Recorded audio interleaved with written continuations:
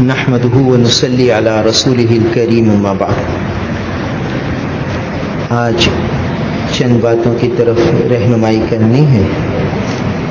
پہلے تو کل کی نشست کا کچھ خلاصہ مختصر، اور اس کے بعد پھر چند اہم اور ضروری باتیں۔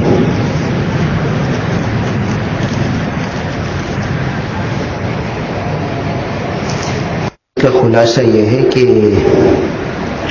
مدینہ منورہ کا جب سفر شروع ہوگا تو دوران سفر کم از کم 5000 درود شریف کا اہتمام کر لیں، قرآن پاک کی تلاوت کا اہتمام کر لیں، اور ذریعۃ الوصول الی جناب الرسول صلی اللہ علیہ وسلم، یہ کتاب میں جتنے درود شریف ہیں وہ سارے پڑھ لیں۔ پھر جب ہوٹل پہ پہنچیں تو اگر سہولت سے نہانے دھونے کی ترتیب بن جائے تو نہا دھو کر خوشبو لگا کر صاف کپڑے پہن کر اب مسجد نبی میں آ جائیں، اور اگر مکروہ وقت نہ ہو تو 2 رکعت نفل پڑھ کر اللہ تعالیٰ سے ادب کی دعائیں مانگ کر پھر روزہ مبارک پر حاضری دیں۔ اور طریقہ بتلا دیا تھا کہ کس طرح سلام پیش کرنا ہے، اور پھر یہ بتلایا تھا کہ مدینہ منورہ میں وقت کس طرح گزارنا ہے، کہ پیر جمعرات کا روزہ رکھنا ہے، ظہر میں مسجد نبوی میں آ کر پھر عشاء میں جانا ہے، اور عصر سے پہلی صف حاصل کرنے کا اہتمام کرنا ہے، اور پھر عصر مغرب عشاء پہلی صف میں پڑھنی ہے، اور وہاں بیٹھ کر اعمال کی پابندی کرنی ہے۔ اور یہ بتلایا تھا کہ دعاؤں کا اہتمام کرنا ہے، اور یہ بتلایا تھا کہ سنت کا اہتمام کرنا ہے، سنتوں کی پابندی کرنی ہے۔ اب سنتوں کی پابندی کا مقصد اور مفہوم کیا ہے، کیا معنی ہے؟ سنتوں کی پابندی کیسے کریں، کیا کریں؟ دیکھو، سنتوں کی پابندی کا مطلب یہ ہے کہ ہماری ہر حرکت اور ادا، ہر عمل وہ ایسے ہو جیسے رسول اللہ صلی اللہ علیہ وسلم نے فرمایا تھا، وہ کتابوں میں موجود ہے۔ مثلا ہم نے کہا تھا یہ سفر تفریح کا تو ہے نہیں، عبادت کا ہے، تو عبادت کے طریقے سے ہوگا۔ لہذا جب ہم رات کو سوئیں گے تو سنت کے مطابق دائیں کروٹ سونا ہے، سیدھا ہاتھ رخسار کے نیچے رکھنا ہے، اور دعائیں پڑھنی ہیں، اللہم بسمک اموت و احیا، اور اللہم انی اسلمت نفسی الیک ووجہت وجہی الیک، دعاؤں کی کتاب ساتھ ہی رکھیں، اور وہ رات سونے کی جو ساری دعائیں ہیں اس میں لکھی ہیں وہ ساری رات کی دعائیں پڑھیں۔ صرف اللہم بسمک اموت و احیا نہیں، وہ تو یہاں پڑھتے رہے ساری زندگی، اب وہاں تو مشق کے لیے گئے ہیں، حضور کا اتباع لینے کے لیے گئے ہیں، حضور کی پیروی لینے کے لیے گئے ہیں۔ ہر عمل ہمارا زندگی کے آخری سانس تک اب حضور کے اتباع والا ہوگا، اس کی مشق کرنے گئے ہیں، تو ایک دعا سے کام نہیں چلے گا۔ اور جو ساری دعائیں، اللہم انی اسلمت نفسی الیک ووجہت وجہی الیک والجأت ظہری الیک وفوضت امری الیک رغبۃ ورہبۃ الیک لا ملجا ولا منجا منک الا الیک اللہم آمنت بکتابک الذی انزلت وبنبیک الذی ارسلت۔ یہ پوری دعا ہے، اس کا ترجمہ ہے، تو وہ آپ کتاب نکالیں، مسنون دعائیں، مفتی عاشق الاسرار رحمۃ اللہ علیہ کی چھوٹی سی کتاب ہے، آپ کو بتائیں گے کون کون سی کتابیں ساتھ رکھنی ہیں۔ اب وہ سونے بستر پر وہ ساتھ رکھیں، اور ہم سو رہے ہیں اور یہ دعائیں ہو رہی ہیں، یہ ہے سنت کا اتباع، یہ ہے سنت کی پابندی، یہ ہے سنت کی پیروی۔ اب ساری دعائیں پڑھ لیں، 33 دفعہ سبحان اللہ، 33 دفعہ الحمدللہ، 34 دفعہ اللہ اکبر، اس کو تسبیحات فاطمی کہتے ہیں، یہ بھی سوتے ہوئے ہو رہی ہیں۔ اسی مدینہ منورہ میں خاتون جنت سیدہ فاطمہ الزہرا رضی اللہ تعالیٰ عنہ اس تسبیح کا اہتمام فرماتی تھی۔ اب ہم 14 صدیوں بعد اسی مدینے کی بستی میں یہ تسبیح پڑھیں گے، کیا رحمتیں برسیں گی۔ تو ایک رات نہیں، 10 کی 10 راتیں جو مدینہ منورہ میں گزریں گی، ہر رات ان تسبیحات کی پابندی، یہ ہے سنت کی پیروی۔ اب یہ سارے اعمال کر کے سو گئے، صبح اٹھے تو صبح اٹھنے کی دعائیں لکھی ہیں، وہی اپنی کتاب پاس رکھو، صبح اٹھتے وقت جو ہے نا آنکھوں کو ملنا ہے، یہ سنت ہے۔ پھر آسمان کی طرف نگاہ اٹھانی ہے، پھر سورہ آل عمران کا آخری رکوع، ان فی خلق السماوات والارض واختلاف اللیل والنہار لآیات لأولی الالباب، یہ بھی اس دعاؤں کی کتاب میں لکھا ہے. یہ سارا رکوع پڑھنا ہے اور پھر اٹھ کر وضو کرنا ہے. اگر سحری کی ترتیب ہے، پیر کا دن ہے، سحری کر کے مسجد نبوی میں چلے جانا ہے. فجر کی نماز پڑھ کے پھر ہم نے بتلایا تھا کہ ایسی جگہ بیٹھنا ہے جہاں سبز گنبد نظر آئے. تو اب دیکھو صبح یہ اٹھے تو یہ سارے سنت کے مطابق اعمال ہو رہے ہیں. اچھا اب اٹھے، اب بیت الخلا جا رہے ہیں تو بیت الخلا میں کون سا پاؤں داخل کرنا ہے؟ الٹا پاؤں داخل کرنا ہے، اس کا اہتمام. اور دعا پڑھنا اللہم انی اعوذ بک من الخبث والخبائث. یہ سنتوں کی پابندی ہو رہی ہے. یہ مدینہ پاک ہے، مدینہ پاک میں ایک ایک ادا حضور کی زندہ کرنی ہے. ایک بزرگ کا قصہ لکھا ہے کہ خوب اتباع سنت کی ایسی پابندی تھی کہ ایک دن مسجد میں داخل ہونے لگے تو غلطی سے الٹا پاؤں داخل کر دیا. اچانک ہوش آیا، ارے یہ مجھ سے کیا ہو گیا؟ اللہ کے گھر میں داخل ہوتے ہوئے اللہ کے نبی کا طریقہ مجھ سے چھوٹ گیا. ایسا صدمہ ہوا کہ غش کھا کے گر گئے، بے ہوش ہو گئے کہ یہ مجھ سے کیا ہو گیا کہ میں الٹے پاؤں سے مسجد میں داخل ہو گیا.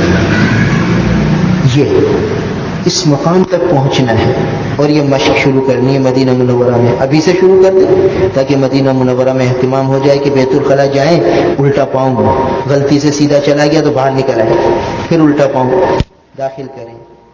اور اللہم انی اعوذ بک من الخبث والخبائث دعا کا اہتمام. پھر جب واپس باہر آئیں سیدھا پاؤں باہر نکالیں، اس کا اہتمام. ٹھیک ہے. اور مسجد نبی میں داخل ہوں تو سیدھا پاؤں داخل کرنا ہے. بسم اللہ والصلاۃ والسلام علی رسول اللہ اللہم افتح لی ابواب رحمتک نویت سنت الاعتکاف. یہ مسجد میں داخل ہونے کے سارے آداب ہیں جو ہر دفعہ مسجد نبی میں جب داخل ہوں گے تو اہتمام سے چپل اتارنے کی سنت. پہلے الٹا پاؤں چپل سے نکالنا ہے، اس کی پابندی. پھر الٹا پاؤں چپل سے نکال کر چپل کے اوپر رکھو، پھر سیدھا پاؤں چپل سے نکالو، یہ سنت. پھر سیدھا پاؤں مسجد میں داخل کرو، یہ دوسری سنت. پھر بسم اللہ پڑھو، یہ تیسری سنت. اللہم افتح لی ابواب رحمتک، یہ چوتھی سنت. نوئی بسم اللہ والصلاۃ والسلام علی رسول اللہ، حضور پر درود پڑھو. مسجد میں داخل ہو رہے ہیں اور بسم اللہ کہہ رہے ہیں اور حضور پر درود پڑھ رہے ہیں.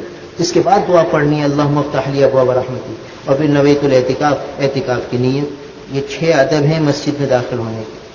اور پھر باہر نکلنے کے 5 ادب ہیں. الٹا پاؤں باہر نکالنا ہے، اس کا پابندی سے اہتمام ہے. پھر سیدھے پاؤں میں چپل پہننی ہے، یہ دوسری سنت. پھر بسم اللہ کہنی ہے، تیسری سنت. والصلاۃ والسلام علی رسول اللہ، چوتھی سنت. اور اللہم انی اسألک من فضلک، یہ دعا پڑھنی ہے مسجد سے باہر نکلنے کی.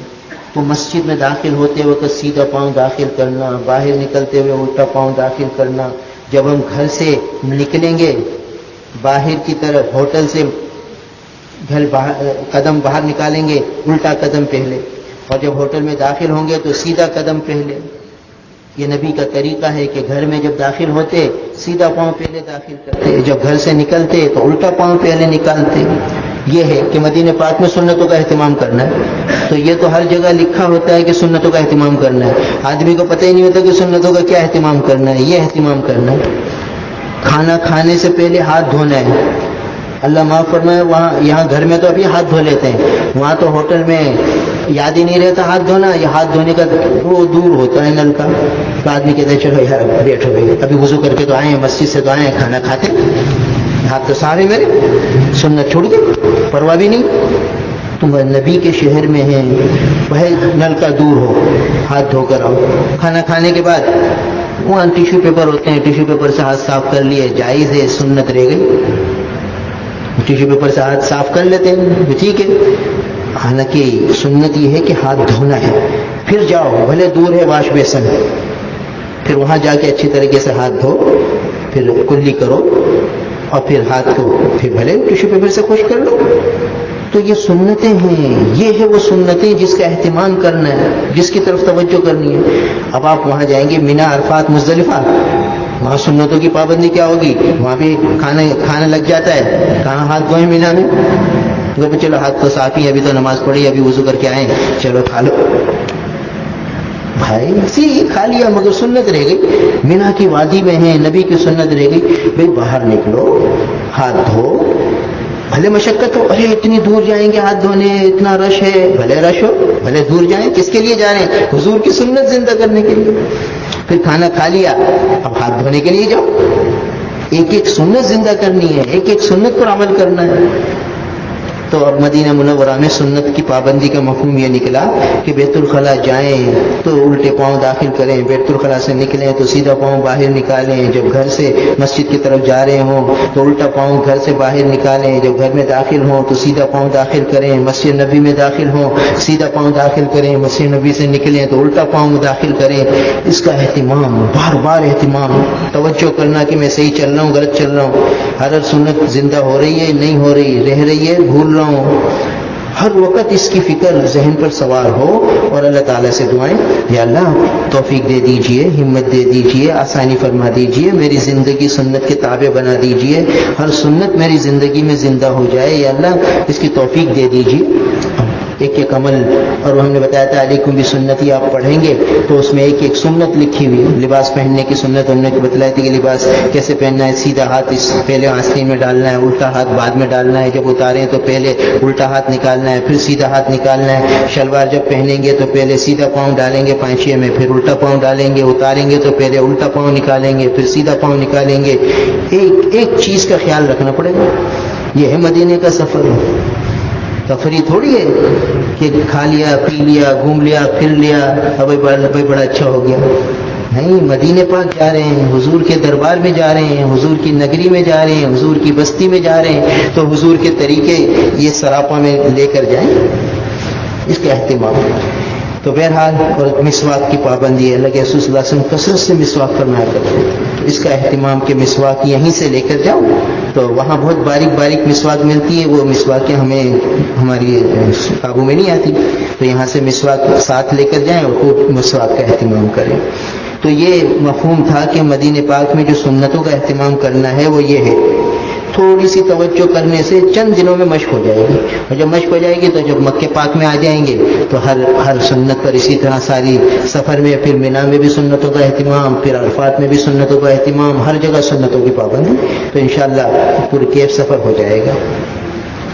اگلی بات دیکھو بھائی، یہ جو سفر ہوتا ہے اس میں سب ساتھ ہوتے ہیں، خواتین بھی ہوتی ہیں، مرد حضرات بھی ہوتے ہیں، تو کچھ بے تکلفیاں سی ہو جاتی ہیں۔ سب مسلمان بہنیں ہیں ہماری، عزیز و اقارب ساتھ ہوتے ہیں، بہنیں تو واقعی بہنیں ہیں، مگر کچھ پابندیاں بھی شریعت نے دی ہیں۔ اب ہوتا یہ ہے کہ بھئی سب ساتھ کھانا کھانے بیٹھ رہے ہیں، کرسیوں پر میزیں لگی ہوئی ہیں، کرسی لگی ہوئی ہے، تو چلو بھئی سب بہنیں ہیں، سب بھائی ہیں، سب مل کے کھا لیں۔ نہیں بھائی، مرد حضرات الگ کھائیں، خواتین الگ کھائیں، یہ نہیں کہ گیدرنگ ہو رہی ہے پھر اس دوران باتیں بھی چل رہی ہیں، ہنسی مذاق بھی ہو رہی ہے، نہیں، عورتیں الگ مرد الگ، یا پھر اپنی خاتون کے ساتھ، خود آدمی اپنی بیوی کے ساتھ، کوئی اور محرم عورتیں ہیں، دو تین مرد اپنے محرم، وہ مل کر ایک سیٹ پہ کھا لیں، مگر یہ کہ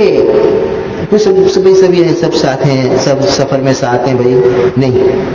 اور یہ کہ بھئی عورتوں کے کمرے میں مرد چلے جا رہے ہیں، مردوں کے کمرے میں عورت آ رہی ہے، بے تکلف بات کر رہی ہے، اور بھئی یہ تو میرے بھائی ہیں، بھئی کیا ہو گیا، بھئی یہ سفر ہے، بھئی سفر میں سب چلتا ہے، بھئی اب ہاں بھابھی آپ کیسی ہیں، بہن آپ کیسی ہیں، ہنسی مذاق، حال احوال، نہیں بھائی، جانچ کرنے والا جانچ کر رہا ہے۔ دیکھو سعودی عرب میں قانون بڑے سخت ہیں، تو ہم ایک ساتھی دوست تھا، اس کے ساتھ کار میں جا رہے تھے، کار چلا رہا تھا، اچانک اس نے کہا انا للہ و انا الیہ راجعون، انا للہ و انا الیہ راجعون، اور اس کے موبائل میں ٹون بجی، آواز آئی، کیوں بھائی انا للہ پڑھ لو؟ کہا یار وہ غرامہ لگ گیا، غرامہ تاوان لگ گیا، ٹیکس لگ گیا، کس چیز کا ٹیکس لگ گیا؟ کہا یار یہاں کیمرہ تھا اور گاڑی کا اسپیڈ 60 ہونی چاہیے، میری 70 تھی. ویسے تو میں چوکنا ہو کر اس جگہ آ کے 85 کر لیتا ہوں، مگر آج باتوں میں یاد نہیں رہا، 70 تھا. بس فلیش آ گیا، اور فلیش وہاں سے آیا اور فوراً غرامہ میسج آ گیا کہ بھئی آپ کا 100 ریال کا جرمانہ، 100 ریال کا جرمانہ. تو جیسے ہی ہم سنت چھوڑیں گے نا اس سفر میں، فوراً کیچ ہو جائے گا. وہ اللہ تعالیٰ نے فرشتے لگا رکھے ہیں، ہنسی مذاق کریں گے، فوراً یہ سفر حج میں یہ چیزیں ہو جائیں گی کیچ. تو پھر قیامت کے دن کہا جائے گا اقرا کتابک. ارے بھائی تم ہمارے حرم میں تھے اور یہ خاتون تمہارے لیے نامحرم تھی، تم اس سے ہنسی مذاق کر رہے تھے؟ تمہارے لیے جائز تھا یہ سفر حج تھا تمہارا؟ میرے محبوب کا شہر تھا، میرے محبوب کے شہر میں تم یوں باتیں کر رہے تھے، اس طرح کھانے کے لیے بیٹھے ہوئے تھے. کیا جواب دیں گے بھائی؟ اس لیے ذرا چوکنا رہنا ہے، شریعت کی پابندی اس کا خیال رکھنا ہے. خدمت کے اعتبار سے وہ آپ کی بہن ہے، اس کو کوئی دوا چاہیے، اس کو کوئی ضرورت کی چیز چاہیے، اس کا بیگ آپ اٹھا لو، یہ ساری چیزیں کر لو، مگر بے تکلفی ہنسی مذاق باتیں، بے ضرورت باتیں نہیں. بھائی ضرورت کی بات کر لو کہ بہن وہ بھائی کہاں گئے ہوئے ہیں، کب آئیں گے، کچھ کہہ کے گئے ہیں، ضرورت کی بات کر لی، مگر نہیں. اب دیکھو امہات المومنین ہماری مائیں ہیں، ان سے بڑھ کر قابل احترام رشتہ کون سا ہو سکتا ہے؟ مگر قرآن کہتا ہے فَاسْأَلُوهُم مِّن وَرَاءِ الْحِجَابِ، اگر ان سے کوئی چیز تمہیں لینی ہے پردے کے آڑ سے ان سے مانگو. حالانکہ وہ تو ہماری محرم ہے، ان سے تو نکاح بھی نہیں ہو سکتا، وہ تو ہماری مائیں ہیں، ماؤں سے بڑھ کر ہیں، ہزاروں ماؤں سے بڑھ کر ہیں. ان کے لیے قرآن کہتا ہے کہ جب ان سے کوئی چیز مانگنی ہو نا فَاسْأَلُوهُنَّ مِّن وَرَاءِ الْحِجَابِ، پردے کے پیچھے سے مانگو. تو ہم سفر حج میں کیسے بے تکلفی کر لیں بھائی؟ اس لیے بہت چوکنا رہنا ہے. ضرورت کی بات کر لیں، کوئی اور ضرورت کا تقاضا ہے وہ بھلے کر لیں، مگر ہنسی مذاق اور بے تکلفی کی صورت نہ مدینہ منورہ میں ہونی چاہیے، نہ مکہ مکرمہ میں ہونی چاہیے، اور نہ منی عرفات میں ہونی چاہیے. بہت پابندی کرنی ہے، بہت. اس میں سارا معنی مائنس میں چلا جاتا ہے. یہ اللہ معاف کرے، اللہ معاف کرے. پہلے زمانے میں کیا ہوتا تھا کہ آپ نے دیکھا ہوگا کہ جب لوگ حج پہ جاتے تھے تو حج کے بعد آ کر وہ حاجی صاحب بن جاتے تھے، پہلی صف کے نمازی ہوتے تھے، داڑھی آ جاتی تھی، چہرے پہ نور آ جاتا تھا، سر پہ ٹوپی آ جاتی تھی، قرآن کی تلاوت مسجد میں. ارے بھائی یہ کون ہے؟ ارے یہ حاجی صاحب ہے. اور آج وہی داڑھی بھی پلین اور بس جیسے پہلے تھے ویسے آباد میں، کوئی چینج نہیں آئی. تو وہاں سے کیا لائے؟ اللہ کے اتنے قریب چلے گئے، اللہ کے حبیب کے اتنے دربار میں چلے گئے اور وہاں سے کچھ بھی نہیں لائے. کیا لے کر آئے؟ زندگی تبدیلی نہیں ہوئی. وہ اس لیے نہیں ہوئی کہ وہاں سے ملا تو بہت کچھ، وہاں سے سب کو ملتا ہے. وہ در ایسے ہیں وہاں سے کوئی کسی کو محروم نہیں کیا جاتا ہے، بلایا ہے دینے کے لیے، مگر ہم لے کر جاتے ہیں چھلنی. تو چھلنی میں بھریں گے کیا؟ وہ آئے گا تو نکل جائے گا. ہم وہ بڑا پتیلا لے کر نہیں جاتے طلب صادق کا کہ وہ جو رحمتیں ہیں وہ اس میں جذب ہو جائیں. ہم تو یہی مائنس کام سارے وہاں کر لیتے ہیں اور اس کو ایک بھی نہیں سمجھتے. اور ایک بہت اہم بات جس کی طرف توجہ دلانی ہے، یہ مینا کی وادی جو ہے نا، یہ اللہ تعالیٰ کے عشق و محبت یہاں تقسیم ہوتا ہے بھائی. اللہ تعالیٰ کا تعلق یہاں ملتا ہے. حج کے دنوں میں بیت اللہ بھی چھڑوا دیا اللہ تعالیٰ نے، جہاں 120 رحمتیں برستی ہیں. تب بیت اللہ کو چھوڑو، مینا میں آ جاؤ.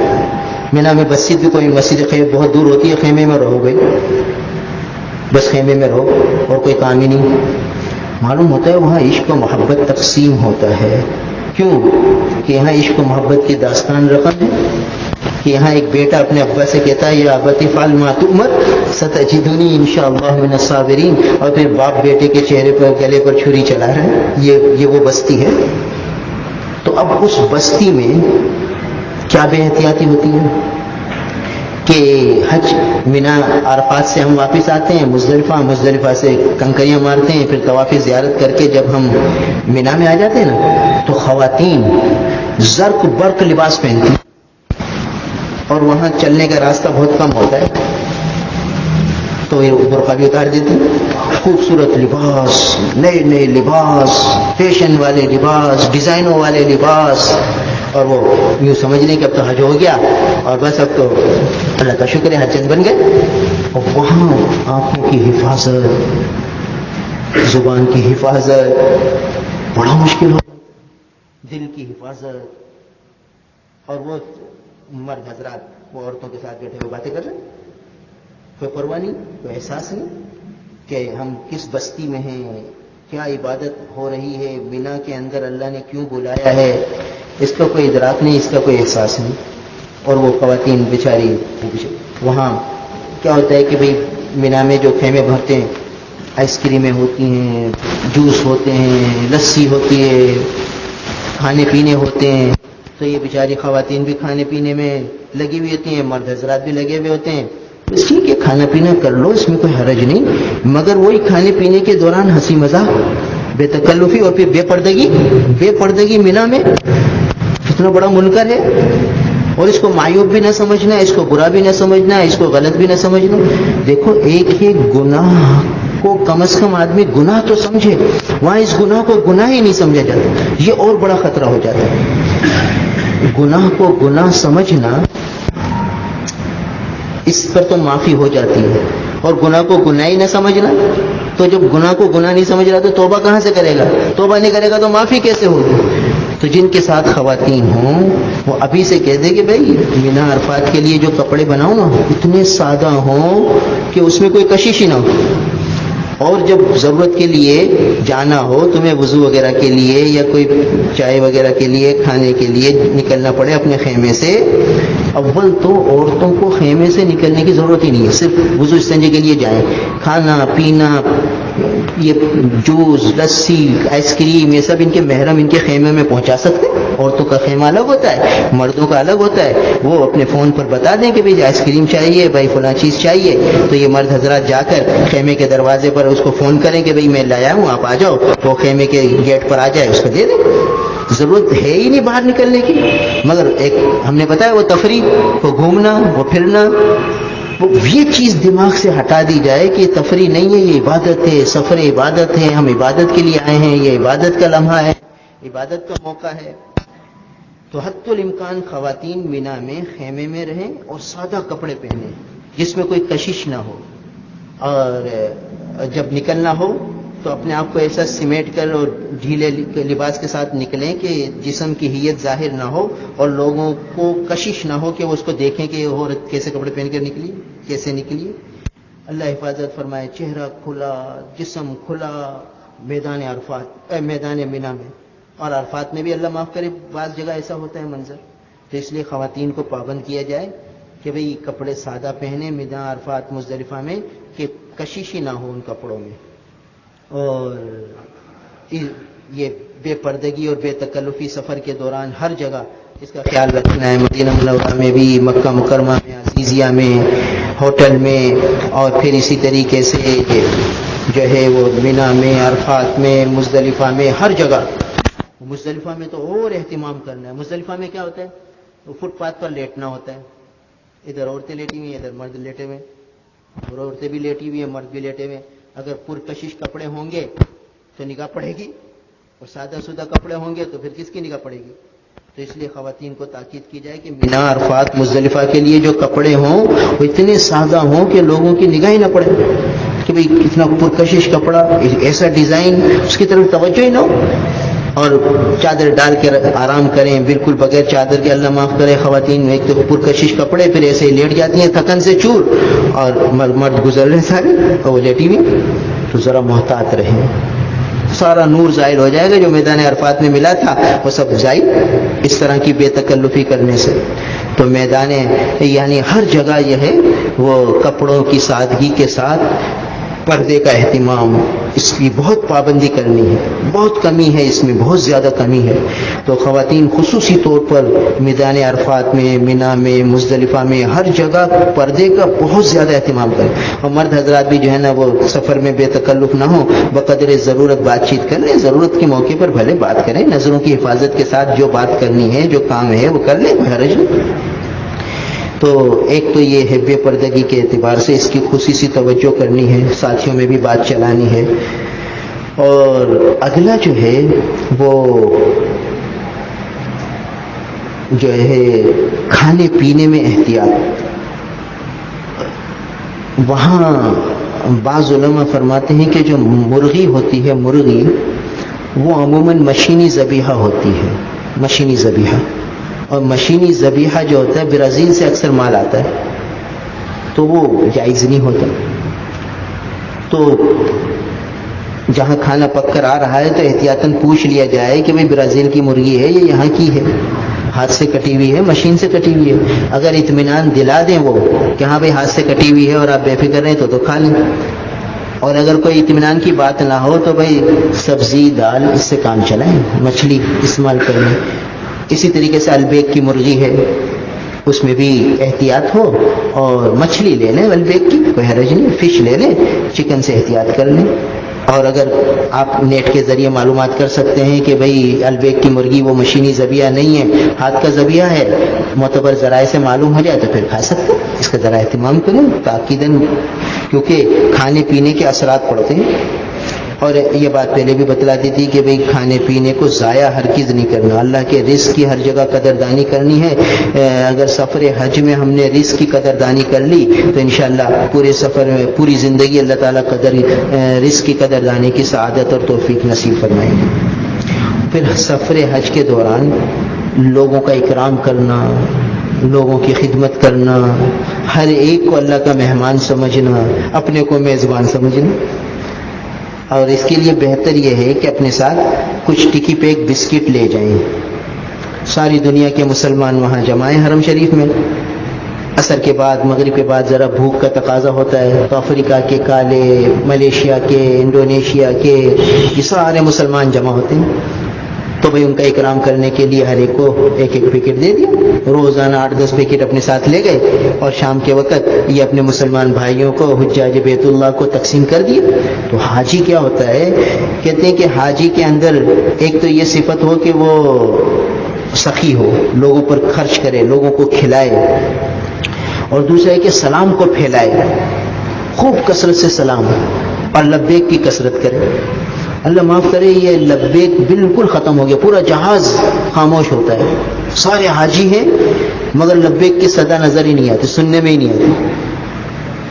تو اور پورا خیمہ مینا میں حاجی سارے ہیں مگر لبیک کی صدا نظر ہی نہیں آتی. بس نماز پڑھی، سلام پھیرا، اس وقت تھوڑا حاجیوں نے پڑھ لیا لبیک، باقی لبیک کی صدا نظر ہی نہیں آتی. اور جب بھی پڑھیں گے وہ بس سر اور سب مل کر ایک گیت گائیں گے. تو لبیک گیت گانے کی چیز تھوڑی ہے، لبیک تو دل کی ایک جذبے کا نام ہے کہ کیا میں کیا کہہ رہا ہوں، لبیک اللہم لبیک، حاضر ہوں اے میرے رب، میں حاضر ہوں. لبیک لا شریک لک لبیک، یا اللہ آپ کا کوئی شریک نہیں، میں حاضر ہوں. ان الحمد والنعمت لک والملک، تمام تعریفیں، تمام حمد، تمام نعمتیں آپ ہی کے لیے ہیں، تمام بادشاہت آپ کے لیے ہے. لا شریک لک، آپ کا کوئی شریک نہیں. تصور میں سوچیں، ترجمے کا دھیان کریں، اور بہت یعنی اطمینان سے لبیک پڑھیں، اپنی پڑھیں، گیت نہ گائیں، لوگوں کے ساتھ مل کر آواز بنا کر نہ پڑھیں. مینا سے جب عرفات بس جاری ہوتی ہے تو بھئی ایک آدمی پڑھا رہا ہے، سب مل کر پڑھ رہے ہیں، تو یہ طریقہ صحیح نہیں ہے. ہر ایک اپنا پڑھے، ہر تھوڑی دیر بعد اس کو جوش آنا چاہیے، اور پھر وہ لبیک پڑھے، پھر درود شریف پڑھے، پھر تھوڑی دیر بعد لبیک پڑھے. اس طرح کثرت سے لبیک پڑھنی ہے. تو لبیک کی کثرت، اور سلام کا رواج بھی ختم ہو گیا. پہلے 1994 میں جانا ہوا تھا تو یہ حال تھا کہ جب حرم میں آنا ہوتا تھا تو راستے میں ہر ایک السلام علیکم ورحمۃ اللہ، السلام علیکم ورحمۃ اللہ، السلام علیکم ورحمۃ اللہ. اور اب ہوش ہی نہیں، سلام کوئی کرتا ہی نہیں. اور اتنا اوپرا ہو گیا کہ اگر آپ سلام کر لو نا تو وہ سمجھے گا شاید اس کو کوئی یہ بھیک مانگنے والا تو نہیں ہے، کوئی سوال تو نہیں کرے گا. سلام کر لیا ہے، پتہ نہیں کس غرض سے کیا ہے، شاید تب کوئی نہ کوئی سوال کرے گا کہ میرے کو پیسے چاہیے یا میرا بٹوا گم ہو گیا ہے. یہ حال ہو گیا کہ سلام اوپرا بن گیا. یعنی کبھی کر لو سلام تو سامنے والا پھر سوالیہ نگاہ سے پوچھے گا کہ کیوں سلام کیا ہے، آگے کیا مقصد ہے. اس کا سوالیہ انداز ہوتا ہے. تو یہ حال ہو گیا. تو بہرحال ہمیں تو اس کی طرف توجہ نہیں کرنی، بس سلام کرنا ہے، آگے چلنا ہے، سلام کرنا ہے، آگے چلنا ہے. تو سلام کو خوب پھیلانا ہے. تو اس کی بھی کمی بہت ہو گئی ہے. اور بھی یہ کھانے کھلانے میں آج کل کھانا تو ہر جگہ ہوتا ہی ہے. یہ اپنے ساتھ کچھ بسکٹ لے جائیں، کچھ چنے لے جائیں، کچھ نمکو لے جائیں. ہندوستان اب بنگلہ دیش کے لوگ تو نمکو کو پسند کرتے ہیں، اور ملیشیا، انڈونیشیا، افریقہ، یہاں کے لوگ جو ہے نا یہ بسکٹ پسند کر لیتے ہیں. تو خواتین میں تقسیم کریں، آپ لوگ یہاں تقسیم کریں، تو یہ بھی انشاءاللہ بہت زیادہ برکت اور فائدے کی چیز ہے. اور اگلی بات جو بتانی ہے کہ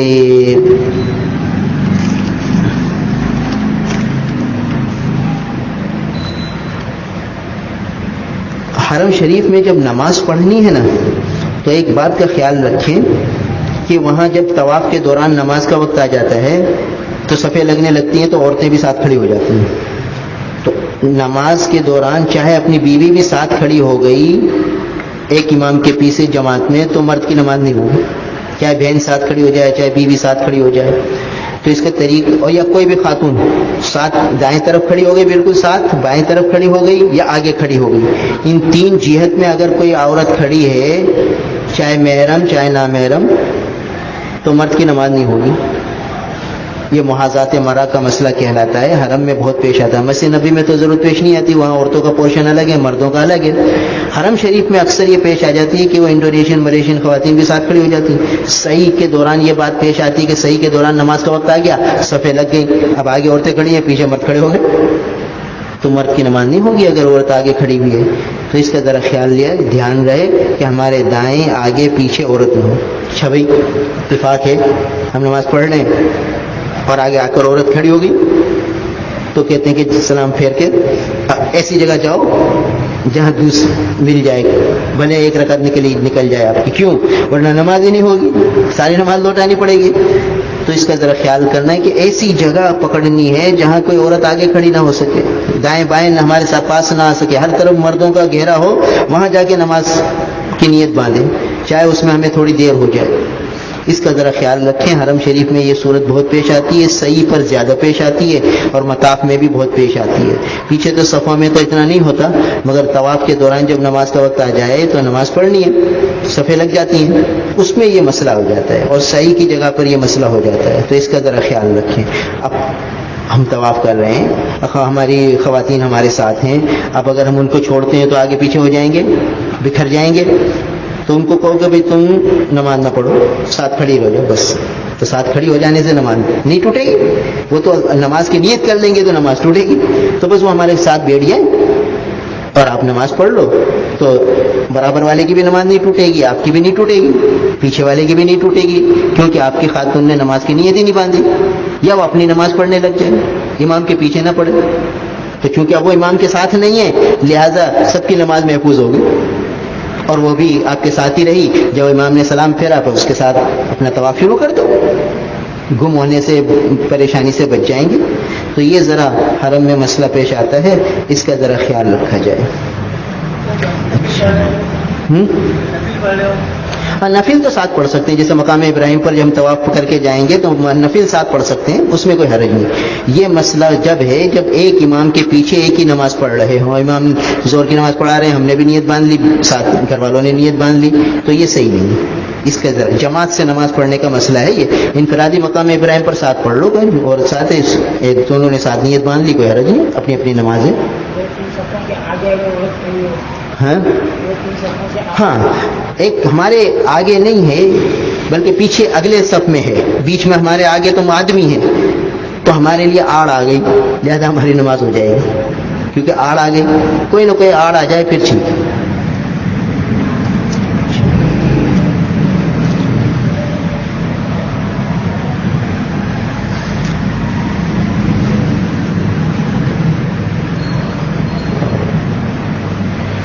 تو یہ ایک تو کپڑوں کے اعتبار سے بات آئی، مینا عرفات وغیرہ میں عزیزیہ میں بھی رہتے ہوئے پردے کی پوری احتیاط پابندی ہو. اچھا، سفر میں جو ہے جب مینا ہم جائیں تو زیادہ سامان لے کر نہ جائیں، بلا وجہ مشقت ہوتی ہے، بوجھ اٹھانا پڑتا ہے. ہم نے بتایا کہ مینا میں بھی اوڑھنے کے لیے کمبل بھی مل جاتا ہے، بچھانے کے لیے بستر بھی مل جاتا ہے، عرفات میں بھی بستر ہوتا ہے، کمبل ہوتا ہے. بس مزدلفہ میں تھوڑی سی ضرورت پیش آتی ہے کہ وہاں فٹ پاتھ پہ لیٹنا ہوتا ہے. تو اس کے لیے آسان صورت یہ ہے کہ جب آپ احرام کی جو چادریں رکھیں گے، 2 چادریں احرام کے ساتھ رکھ لینا، ایک احرام ساتھ رکھنا. اتفاق سے کیا ہوتا ہے کہ مینا میں وضو استنجے کے دوران اوپر والی چادر کبھی گر جاتی ہے، اور وہاں وضو پیشاب استنجا خانوں میں پانی اتنا زیادہ گرا ہوا ہوتا ہے کہ بعض اوقات نیچے کی ٹیبل خراب ہو جاتی ہے آدمی کی. تو ایک احرام ساتھ ہو تو آسانی ہو جاتی ہے. تو جب ہم مینا جائیں تو ایک احرام تو ساتھ رکھیں. وہ ایک تو یہ بھی فائدہ دے گا کہ کوئی ہمارا احرام خراب ہو جائے تو استعمال میں آ جائے گا. دوسرا فائدہ یہ مینا میں چادر کا دے گا کہ ایک چادر اس کی مزدلفہ میں ایک چادر بچھا لو، ایک چادر اپنے اوپر اوڑھ لو، الگ سے چادروں کا بوجھ ہی نہ اٹھاؤ. ٹھیک ہے. ایک چپل کی جوڑی رکھو. تو جب ہم مینا جائیں گے تو ایک چپل کی جوڑی رکھ لو. اتفاق سے چپل بعض اوقات ٹوٹ جاتا ہے، بعض اوقات گم ہو جاتا ہے، بعض اوقات ادھر ادھر ہو جاتا ہے. ایک جوڑی ہماری اپنی ہو تو وہ کام دے جاتی ہے. تو ایک احرام، ایک چپل کی جوڑی، بس. اس کے علاوہ تھوڑا سا نمکو، تھوڑے سے بسکٹ، یہ چیزیں لے لو. اس کے علاوہ بظاہر کوئی چیز کی ضرورت پیش آتی نہیں. اور کپڑے کی جوڑی اور یہ ساری چیزیں یہ بہت زیادہ مشقت ہو جاتی ہے. تو اس لیے بس یہ 2 چیزیں ہوں، اس سے زیادہ چیزیں نہ ہوں. تاکہ پھر اصل مسئلہ کب پیش آتا ہے، مزدلفہ سے جب ہم مزدلفہ آ جائیں گے تو مزدلفہ تک تو بسیں ہوتی ہیں، مزدلفہ کے بعد پھر پیدل ہی. اور آج کل تو خیر ریلیں چل پڑی ہیں، گورنمنٹ والے ریلوں میں ہوتے ہیں، مگر ریل صرف نام ہے. وہ آپ کو اسٹیشن سے اسٹیشن تو 2 منٹ میں پہنچا دے گی. آپ کے عرفات کے خیمے سے لے کر اسٹیشن تک پہنچنا وہ بہت لمبا پروسیجر ہے، اتنا رش ہے. پھر اسٹیشن پر پہنچ کر گاڑی کے گیٹ تک پہنچنا وہ بڑا پیچیدہ اور دقت طلب مرحلہ ہے. پھر جہاں مزدلفہ میں ریل نے اتار دیا ہمیں، وہاں سے باہر نکلنا یہ سر کا درد ہے. تو بہت مجاہدہ ہو جاتا ہے. اور وہ اگر سامان بوجھل ہوگا تو بڑی مشقت ہو جائے گی. تو اس لیے ہلکا پھلکا ہو. خواتین اپنے حساب سے اپنا سامان رکھیں جو ان کو ضرورت پیش آ سکتی ہے، جن چیزوں کی وہ اپنے حساب سے اپنا بیگ بنائیں، وہ بھی ہلکا پھلکا ہو. مرد حضرات کا بیگ بھی ہلکا پھلکا ہو. وہاں پہ اب جیسا راشی کمپنی ہے سامان دے رہی پچھلے سال سے، تو وہاں پہ چھتریاں وغیرہ ملتی ہیں اور چادر وغیرہ، تو وہ یہاں سے لے جائیں. نہیں، چھتری تو وہ دیتے ہیں، خوب تقسیم ہوتی ہے، چھتریاں لے سکتے ہو. وہ چھتری ساتھ رکھ لو. چھتری کی بھی عام طور پر ضرورت پیش آتی نہیں، بس یہ ہے کہ رکھ لو تو ٹھیک ہے، جب دھوپ زیادہ ہو تو استعمال کر لو. اور باقی یہ ایک چھتری وہاں ایسی آتی ہے کہ جو یہاں لگا دی جاتی ہے، تو اس کو کہتے ہیں وہ نہ پہنی جائے، اس لیے کہ یہ پیشانی ڈھکتی ہے. تو اگر وہ بالکل باریک ہو تو بھی گنجائش نکلے گی. بہتر تو پھر یہ کہ وہ پہنی نہیں جائے، ورنہ عموماً اس کے جو ہے ربڑ ہوتا ہے وہ ذرا چوڑا ہوتا ہے، اور چوڑے ربڑ والی ہوتی ہے تو وہ پیشانی ڈھک جاتی ہے. تو پیشانی ڈھکنا یہ صحیح نہیں ہے، اس لیے احتیاط کی جائے، اس کو پہنا نہ جائے. اچھا،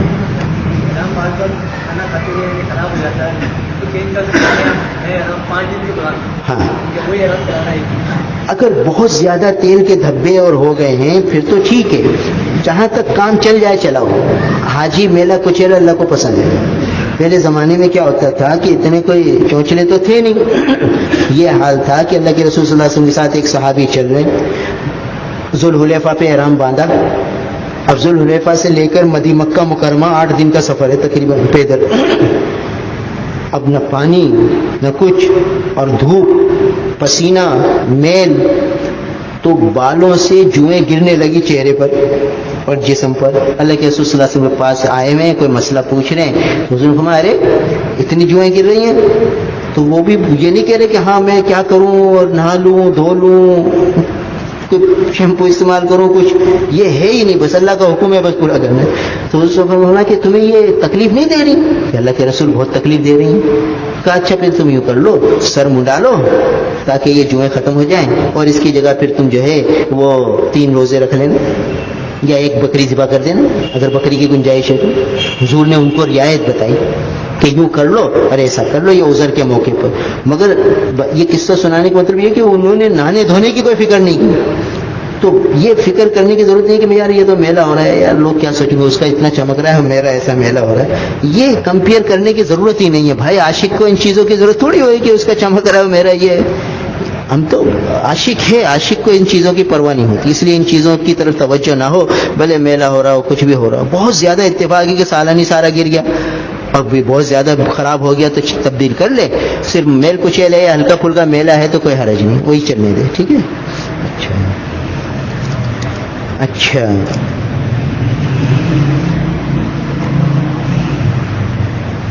اب ایک قصہ مجھے سنانا ہے کہ دیکھو حج کیسا ہوتا ہے، حج کیسا ہوتا ہے.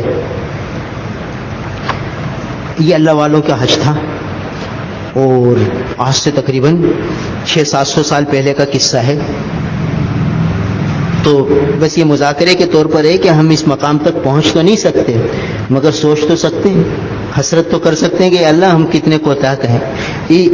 جو ہر عمل کے وقت اس کا تصور تو کر سکتے ہیں. جو باتیں اس میں آئی ہیں یہ قصہ بار بار پڑھنے کا ہے، اتنا پڑھنے کا ہے کہ جب عمل کریں تو یہ بات یاد آئے. ہر عمل کے وقت یہ چیزیں ذہن میں آنی چاہیے، اتنا اہم یہ قصہ ہے.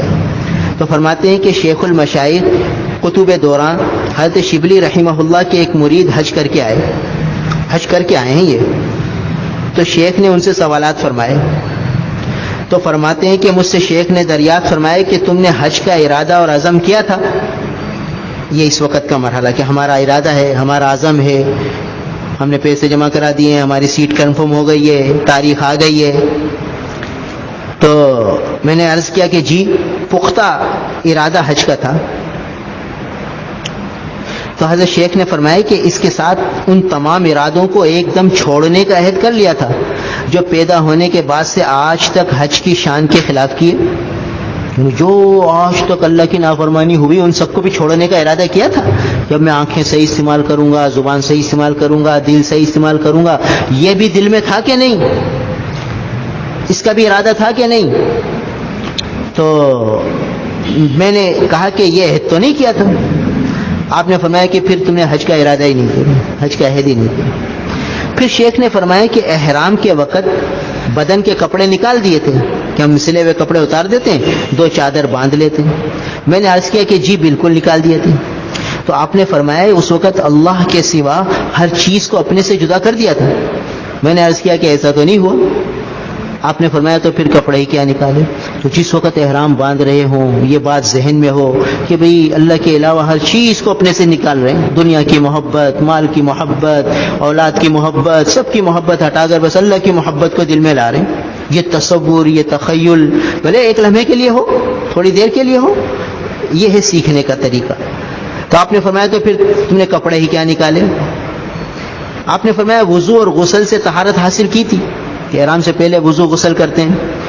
میں نے عرض کیا جی بالکل، پاک صاف ہو گیا تھا. آپ نے فرمایا کہ اس وقت ہر قسم کی گندگی اور لغزش سے پاکی حاصل ہو گئی تھی، یعنی ہر قسم کے گناہوں چھوڑ دیے تھے. تو کہنے کہ یہ تو میں نے نہیں کیا. آپ نے فرمایا پھر پاکی ہی کیا حاصل کی. پھر فرمایا کہ لبیک پڑھا تھا. اب لبیک پڑھتے وقت کیا جذبہ ہونا چاہیے. اس نے کہا کہ ہاں لبیک پڑھا تھا. آپ نے فرمایا کہ اللہ جل شانہ کی طرف سے لبیک کا جواب ملا تھا. میں نے عرض کیا کہ مجھے تو کوئی جواب نہیں ملا. تو فرمایا پھر لبیک کیا کہا. یعنی یہ تصور کہ میں لبیک پڑھ رہا ہوں، اللہ تعالیٰ میری لبیک کا جواب دے رہے ہیں، اس تصور کے ساتھ لبیک پڑھنی ہے. پھر فرمایا کہ حرم محترم میں داخل ہوئے تھے. میں نے عرض کیا کہ داخل ہوا تھا. فرمایا اس وقت ہر حرام چیز کے ہمیشہ کے لیے ترک کرنے کا عزم کر لیا تھا. میں نے کہا یہ تو نہیں کیا تھا. فرمایا کہ پھر حرم میں بھی داخل نہیں ہوئے. تو حرم میں داخل ہوتے ہوئے یا اللہ اب میں ہمیشہ ہر حرام کام کو چھوڑنے کی نیت کر رہا ہوں، اب آپ کی ایک لمحے بھی نافرمانی نہیں کروں گا. یہ دل میں سوچے، زبان سے بولے، یہ ہے تاکہ کچھ نہ کچھ ذرہ ہمیں ملے حقیقی حج کا. پھر فرمایا کہ مکے کی زیارت کی تھی. میں نے کہا جی زیارت کی تھی. فرمایا اس وقت دوسرے عالم کی زیارت نصیب ہوئی تھی. مکے کی زیارت کرنا، کوئی اللہ کی دربار کی زیارت کرنا، تو آخرت کی کچھ باتیں نظر آئی تھیں. میں نے کہا اس عالم کی تو کوئی چیز نظر نہیں آئی. فرمایا پھر مکے کی بھی زیارت نہیں ہوئی. پھر مسجد حرام میں داخل ہوئے تھے. میں نے کل عرض کیا داخل ہوا تھا. فرمایا اس وقت حق تعالی شانہ کے قرب میں داخلہ محسوس ہوا کہ اللہ کے قریب ہو رہے ہیں، اللہ کا قرب مل رہا ہے. میں نے عرض کیا مجھے تو محسوس نہیں ہوا. فرمایا کہ تب تو مسجد میں بھی داخل نہیں ہوئے. پھر فرمایا کہ کعبہ شریف کی زیارت کی تھی. میں نے عرض کیا کہ زیارت کی تھی. فرمایا کیا وہ چیز نظر آئی جس کی وجہ سے کعبے کا سفر اختیار کیا جاتا ہے؟ میں نے عرض کیا کہ مجھے تو نظر نہیں آئی. فرمایا پھر تم نے کعبے شریف کو بھی نہیں دیکھا. پھر فرمایا رمل کیا تھا سینہ تان کر چلنا. میں نے عرض کیا کہ فرمایا کہ اس بھاگنے میں دنیا سے ایسے بھاگے تھے جیسے تم نے محسوس کیا ہو کہ تم دنیا سے بالکل یکسو ہو چکے ہو. تو رمل کرتے ہوئے یہ تصور ہو رہا کہ دنیا سے بھاگ رہے ہیں, دنیا سے ہٹ رہے ہیں, آخرت کی طرف مائل ہو رہے ہیں. اس تصور کے ساتھ رمل کرنا ہے. میں نے عرض کیا کہ یہ تو محسوس نہیں ہوا. فرمایا کہ تم نے رمل بھی نہیں کیا. پھر فرمایا کہ حجر اسود پر ہاتھ رکھ کر اس کو بوسہ دیا تھا. میں نے عرض کیا جی ایسا کیا تھا.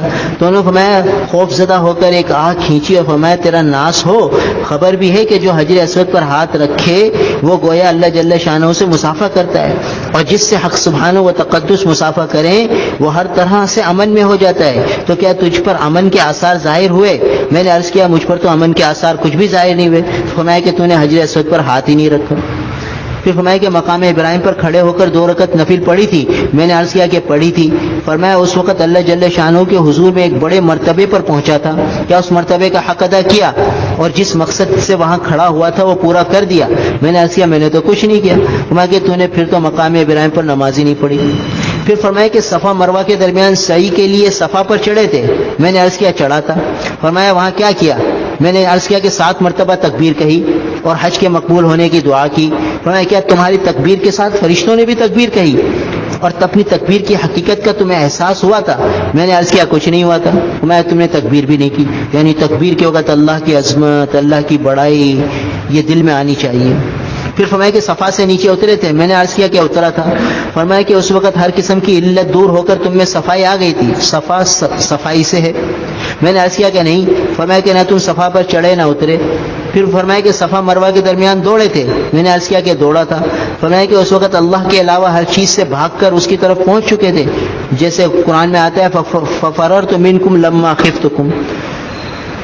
تو دوسری جگہ اللہ کا ارشاد ہے ففروا الی اللہ. میں نے عرض کیا کہ نہیں. فرمایا کہ تم دوڑے ہی نہیں. پھر فرمایا کہ مروہ پر چڑھے تھے. میں نے عرض کیا کہ چڑھا تھا. فرمایا کہ تم پر وہاں سکینہ نازل ہوا اور اس سے وافر حصہ حاصل کیا. میں نے عرض کیا کہ نہیں. فرمایا کہ مروہ پر چڑھے ہی نہیں. پھر فرمایا مینا گئے تھے. میں نے عرض کیا کہ گیا تھا. فرمایا کہ اللہ جل شانہ سے ایسی امیدیں بن گئی تھی جو معاصی کے حال کے ساتھ نہ ہو. میں نے عرض کیا کہ نہ ہو سکیں. فرمایا مینا ہی نہیں گئے.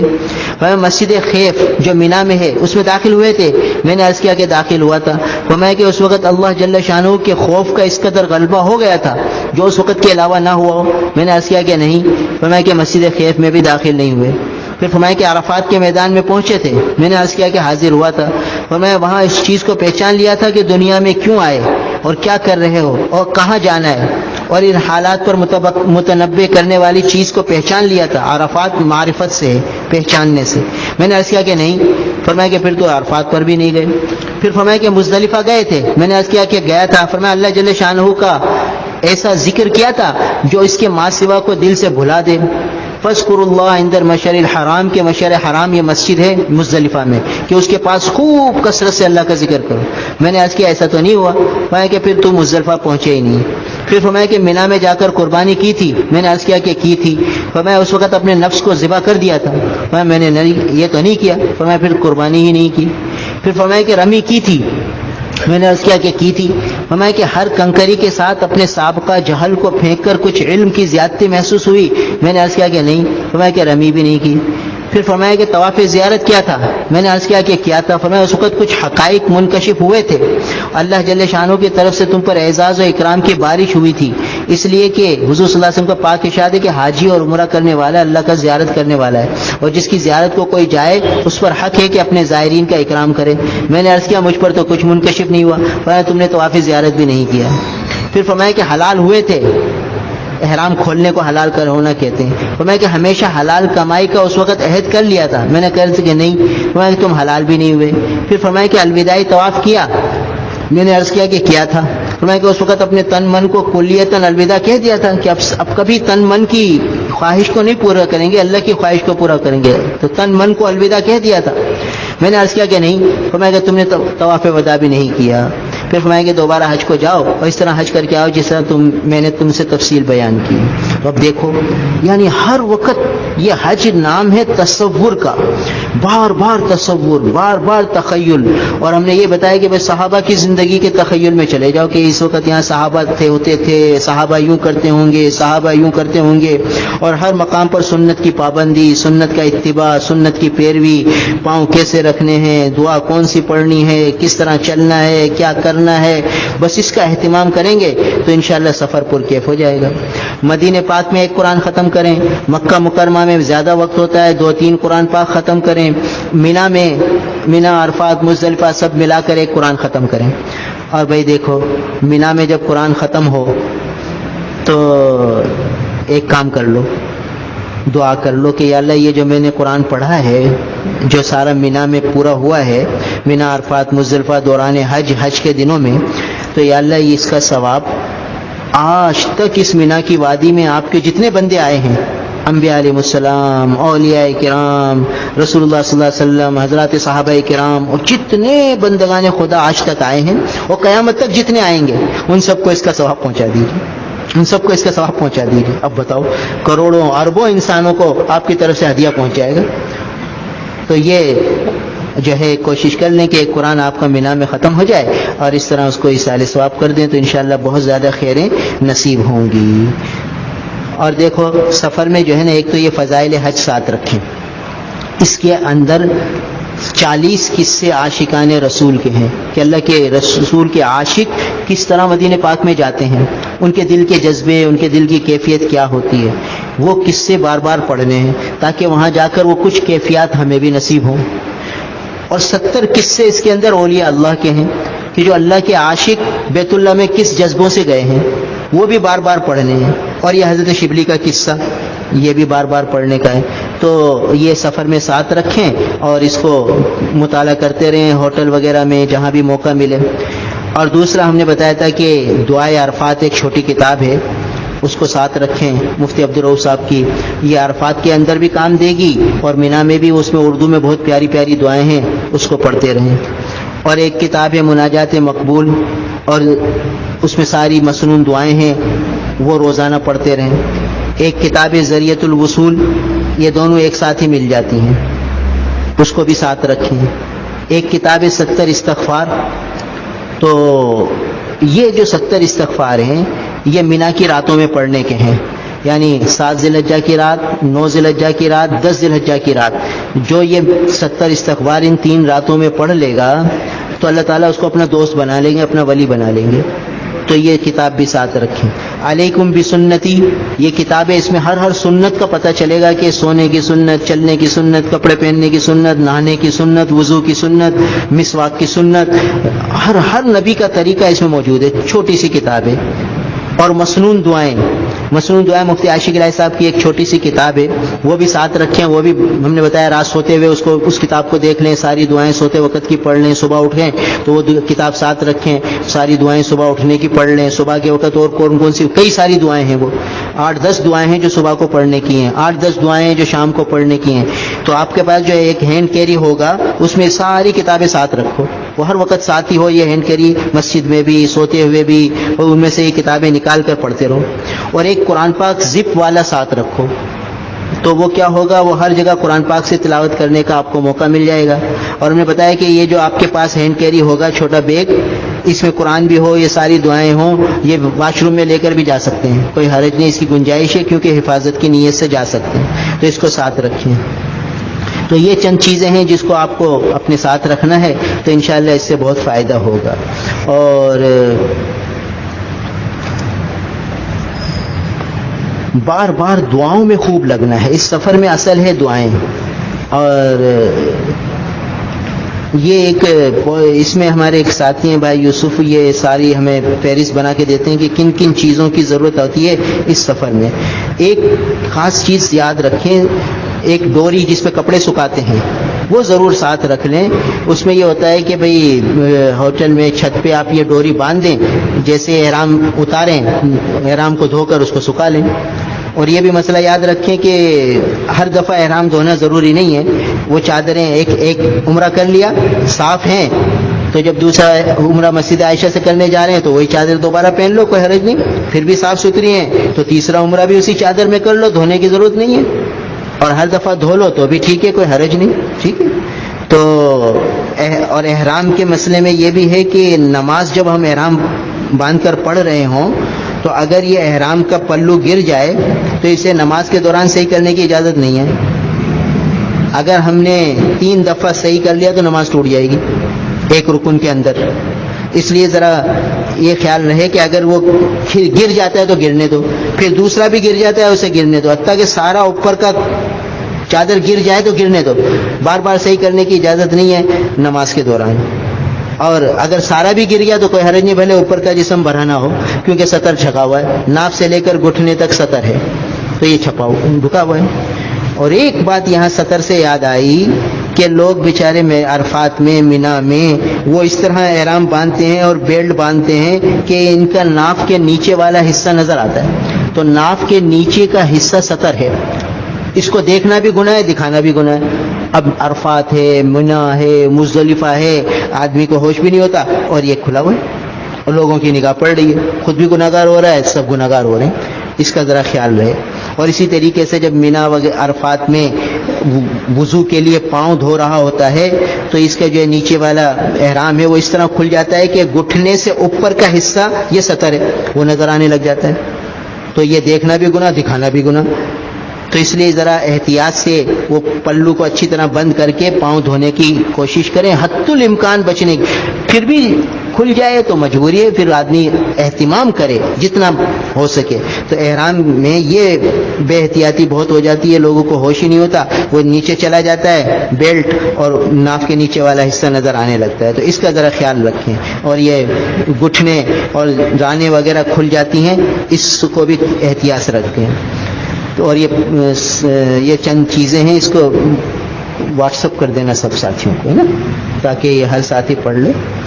اور ہمارے بڑے بھائی ہیں وہ چند باتیں بتاتے ہیں کہ بھئی بیت اللہ کا جب ہم طواف کر رہے ہوں تو کیا کرنا ہے۔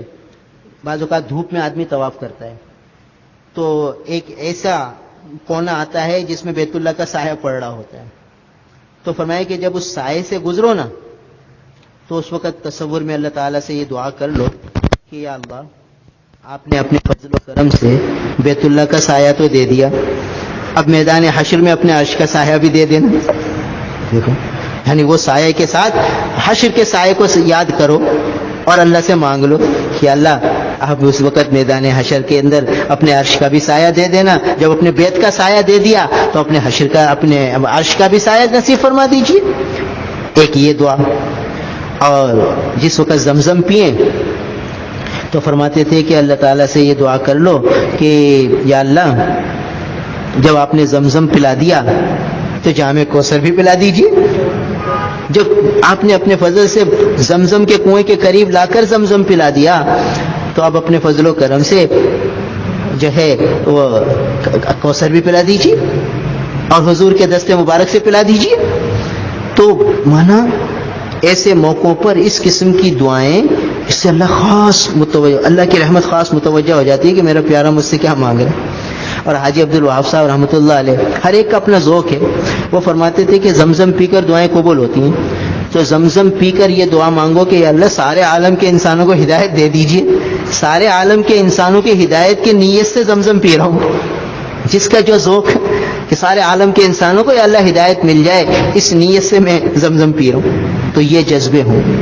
اور جب صفا مروہ کی صحیح ہو رہی ہو اور صفا مروہ پر جب دوڑ رہے ہو تو اس وقت سیدہ حاجرہ علیہ السلام کا تصور کریں، فرمائیں کہ یا اللہ حضرت سیدہ حاجرہ علیہ السلام پر کروڑوں اربوں رحمتیں نازل فرما دیجئے کہ جو آپ کی محبت میں لق و دق صحرا میں پہاڑوں کے درمیان تنے تنہا تھی، صرف آپ کا عشق و محبت ان کے دل میں تھا، تو جو عشق و محبت آپ نے ان کے قلب اطہر میں ڈالا تھا، اے اللہ یہ اسی جگہ وہ دوڑی تھیں، کیونکہ حضرت ابراہیم علیہ السلام نے جب ان کو چھوڑا پہاڑی پہاڑ تھے یہاں، تو اماں جان نے پوچھا کہ آپ ہمیں یہاں چھوڑ کے جا رہے ہیں، حکم تھا بات نہیں کرنا، تو کوئی جواب نہیں دیا، تو فرمایا کہ اللہ کا حکم ہے، تو سر ہلا دیا۔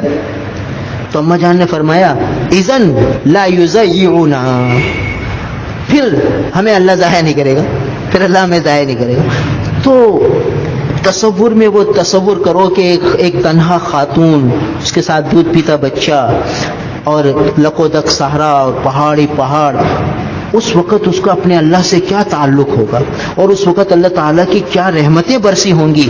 تو وہ تصور میں گم ہو جاؤ کہ اللہ جو اس وقت رحمتیں برسی ہیں اس میں سے کچھ تو دے دیجئے، جب آپ یہاں لائے ہیں تو کچھ تو ہمیں دے دیجئے، محروم نہ فرمائیے۔ تو سعی کے دوران یہ تصور ہو، اور زمزم پی کر کوثر کا سوال، اور اسی طریقے سے ربنا، جب رکن یمانی اور حجر اسود کے درمیان جب دعا چل رہی ہو، ربنا آتنا فی الدنیا حسنہ وفی الآخرۃ حسنہ وقنا عذاب النار، تو یہ جملے جمع کے ہیں، اور اس مقام پر رسول اللہ صلی اللہ علیہ وسلم نے یہ دعا مانگی ہے، ربنا آتنا، اے اللہ ہمیں عطا فرمائیے، مجھے عطا فرمائیے، حضور نے نہیں فرمایا تھا، وہ آتینا، ہمیں عطا فرمائیے۔ تو ہم اللہ تعالیٰ سے عرض کریں کہ یا اللہ، اس مقام پر آپ کے محبوب نے آپ سے فرمایا تھا کہ آتینا فی الدنیا حسنہ وفی الآخرۃ حسنہ وقینا عذاب النار، تو یا اللہ یہ آتینا کے جمع کے صیغے میں ہمیں بھی شامل فرما لیجیے، اور وقینا کے جمع کے صیغے میں ہمیں شامل فرما لیجیے، کہ حضور کی اس دعا میں ہم بھی شامل ہو جائیں، اسی جگہ آپ کے محبوب نے آپ سے مانگا تھا، تو ہمیں یا اللہ اس میں شامل فرما لیجیے۔ تو اس طرح موقع موقع پر اگر آپ اس تصور سے دعائیں مانگیں گے تو انشاءاللہ کیف بھی بنے گا، طبیعت بھی مائل ہوگی، اور انشاءاللہ اعمال میں زیادہ لگیں گے۔